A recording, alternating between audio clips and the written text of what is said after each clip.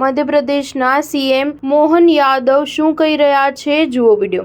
तिरंगा यात्रा का तिरंगा यात्रा की अपन बात करें तो ये बात सही है कि हम सब जानते हैं कि आजादी के लिए 15 अगस्त का और स्वतंत्रता दिवस के बाद स्वाधीनता दिवस की बात आएगी हमारे, तब हम गणतंत्र दिवस की तरफ जाएंगे तो वो 26 जनवरी की बात है। लेकिन ये साल के 2 त्योहार हमारे सभी त्योहारों से बढ़कर है। दिवाली दशहरा हमारे आनंद से हो सकते हैं, हमारे मन के, हमारी संस्कृति के, लेकिन ये इतने बड़े गणतंत्र, दुनिया के सबसे बड़े गणतंत्र को गौरवान्वित करने वाला आजादी का पर्व 15 अगस्त और 26 जनवरी ये गणतंत्र का बड़ा पर्व, ये दोनों त्योहार हमारे लिए सर्वाधिक महत्व है। ऐसे में इनकी गरिमा गौरव सरकार के साथ स्पंदन करने के साथ पार्टी ने कितना सुंदर विचार भी किया है कि हम अपने केवल 15 अगस्त के दिन झंडा वंदन नहीं करेंगे। तो लगातार आपने कहा कि ये 8-9 तारीख से हमारे मंडल के लोग, तो ये जो हमारा अंदर का भाव है, हमारी पहचान तो हमारे कार्यकर्ता के नाते से होगी, लेकिन हाथ में तिरंगा लेकर के हम जब पूरे समाज को जागरूक करेंगे, पूरे समाज को आंदोलित करेंगे, तो आज के इस अवसर पर ये और ज्यादा एक तरह से मान के चलो कि इसकी महत्ता हो जाती है। जब अगल बगल के देशों में हम देखें, हमारे साथ आजाद हुए या हमारे बाद आजाद हुए, उन देशों के अंदर के लोकतंत्र की हालत क्या हो गई है। 2 दिन पहले का घटनाक्रम बांग्लादेश का देखें, बगल में हमारे साथ 14 अगस्त में आजाद हुआ पाकिस्तान का देखें, या उसके बगल में हमारे पास लंका की हालत देखें। ये हालत इसलिए हुई कि उनके साथ समाज में इस प्रकार की चेतना जागृत करने के लिए ऐसे राष्ट्रवादी दलों का अभाव हुआ और उनकी दुर्दशा हुई।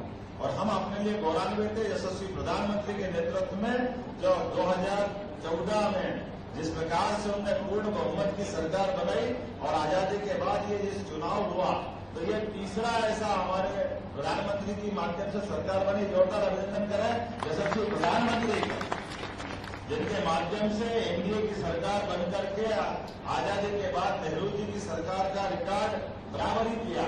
नेहरू जी की सरकार बनी तो हम सब जानते हैं आजादी का वो दौर था जब लोकतंत्र शुरुआती दौर में था, लेकिन अब लोकतंत्र परिपक्व हुआ, इसलिए हमको इसकी और चिंता होना चाहिए पूरे समाज के साथ खड़े करने की।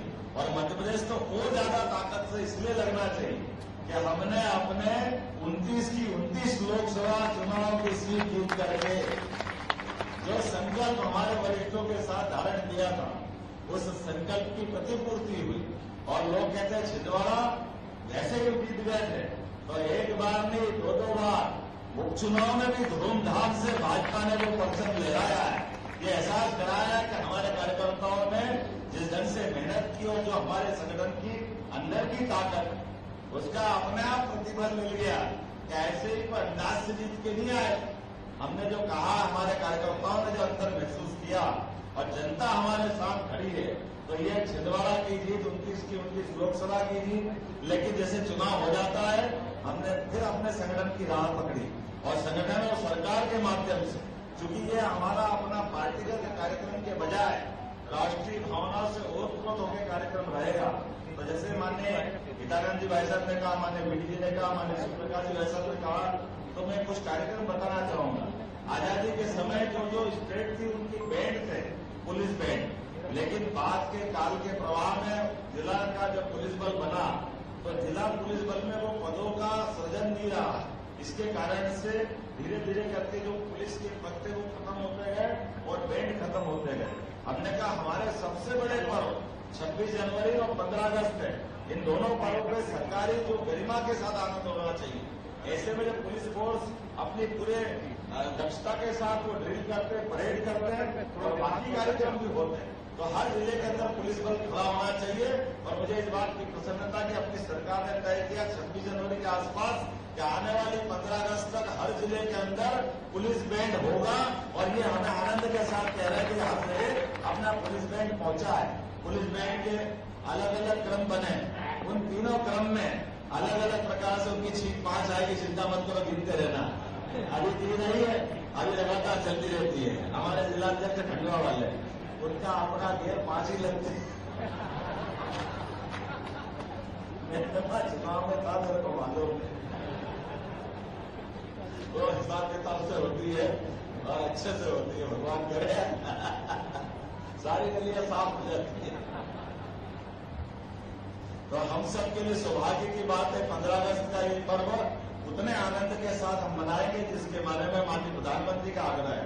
इसलिए ये जो अपने पास 12, 13, 14 स्वतंत्रता सेनानियों युद्ध स्मारक पर जो पुष्पांजलि करने जाएंगे, तो मैं प्रशासन के साथ तालमेल करने का प्रयास करूंगा कि हम सब जिला केंद्र पर जो पुलिस बैंड हमारे साथ आया है, तिरंगा ध्वज लेकर के एनसीसी, एनएसएस और अलग अलग प्रकार के अपने सारे देशभक्त जाए और धूमधाम से अपना झंडा वंदन करने के लिए निकले।